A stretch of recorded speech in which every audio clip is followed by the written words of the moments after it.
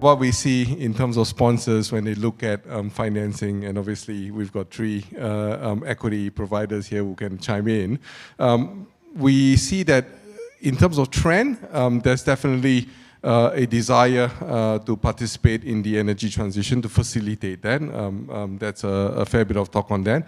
But on the other hand, what we're also seeing, or what they're grappling with, include things like financing costs. Let's be frank, financing costs is definitely higher than what it was in the past. No longer zero, right? Well, it was never zero. And then equipment costs are also changing. Had the potential to buck a very long-standing trend of declining costs due to technology and scale, right? But obviously, and as a result, what I can say is that our issuers have actually been quite nimble. They've been nimble on their supply chains, thinking about actually getting in to manufacturing as well. Introduces some credit risk, but at least they're managing that part of it. In terms of financing costs, they've also diversified into, or broadened, being nimble in terms of tapping the market or different markets that can potentially help them to address cost of financing. So what we've seen is, despite our strong growth, Daniel, a lot of our issuers are actually going to the local markets to refi some of the debt that they've got.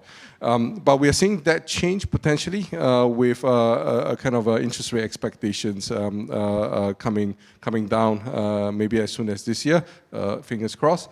We're already seeing some issuers being first movers into that. We've got Adani Green tapping the market, IRB Infrastructure on the toll road side, as well as the latest issuer that completed a transaction, Continuum Energy.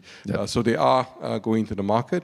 On the investor side, I think this issue about the interest rate is also making them think about, if I have flexibility to deploy my capital, and I can choose to deploy in an OECD jurisdiction versus a developing market, maybe the differential to them, they will think very carefully about that.